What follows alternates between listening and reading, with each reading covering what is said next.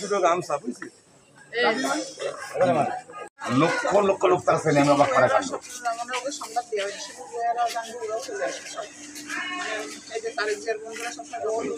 সন্তান এবং প্রফেসর পাড়ার জনপ্রিয় কিন্তু মানুষ।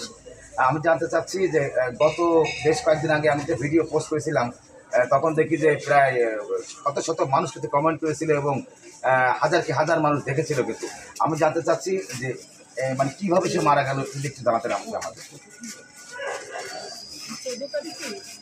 এর আগে গত 2 মাস আগে বাড়িতে কিছু হয়নি, রাগি টাইপের, কিন্তু মানে ন্যায়ের পথে রাখি, কিন্তু বাড়িতেও কিছু হয়নি। কারোর সাথে একটু বাঁধিছে বলেও আমাদের বলবো, ভাইয়ের সাথে যাই হোক, মানে কারোর সাথে কিন্তু বাঁধলে আমারও কিন্তু জানা যে শোন আমার তো তোর সাথে এই হয়েছে, এই যে সাথে সাথে আমার ইনফরমেশন করে, তো আমার কিছু জানাইনি। আমি বললাম আগের দিনে ওর সাথে ফোনের সাথে কথা হলো যে মানে আমার স্বামী কোথাও আসে হয়েছে দেখে বাড়ি আছে, আমি আবার সরেছে কি না, আমি আবার ফোন দিলাম, ওরা ফোন দিয়ে বললাম কি যাইতে বাড়ি আছে, আস্তে আস্তে থাকি বাসায় আমাকে আমি যে ভাড়া বাড়িতে থাকি। বলে 14 তারিখে আমার ফোন দিল বাড়ির থেকে, বোনের বাচ্চারা সে বলার কি তুমি শিখিয়ে মাসে স্কুল করেছে পাশে পড়ার বাচ্চা, আমি আসার আগে পড়ার বাচ্চা 3টা বাচ্চা নাম দিচ্ছি, 3টা ছিল নাম দিচ্ছি, আমি নোট কিছু বলছি বড় আবার ফোন দিই, আমি এইসব এসে গেছি বলছি হবে আপনি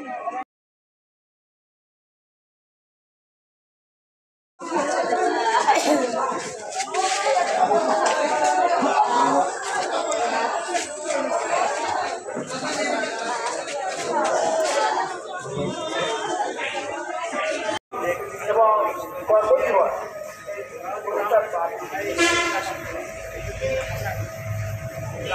আমাদের মহল্লা দিচ্ছে, সেখানে চাকরি এই চলার পথে অনেক ভুলভ্রান্তি করতে পারেন দোষীপুরের মানুষ। যদি তিনি কোনো ভুল করে থাকেন, কারুর প্রতি মনে আঘাত দিয়ে থাকেন, আমরা প্রত্যেকবাসীর পক্ষ থেকে আপনাদের কাছে বিনয়ের সাথে অনুরোধ জানাবো তাকে আমরা ক্ষমা করে থাকি।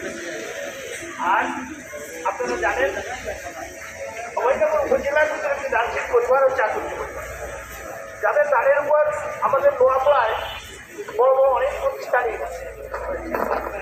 এই গানের রচনায় আল্লাহ রব্বুল আলামিন যেন বিদুয়ার রহমানকে ক্ষমা দৃষ্টিতে রাখেন এবং তাকে জান্নাতুল ফেরদাউস দান। তার শোক সন্তপ্ত পরিবারের প্রতি আমাদের সর্বদা যোজনা রইল। প্রফেসর পাড়ার বাসীর পক্ষ থেকে আমরা আল্লাহ তাকে সবাই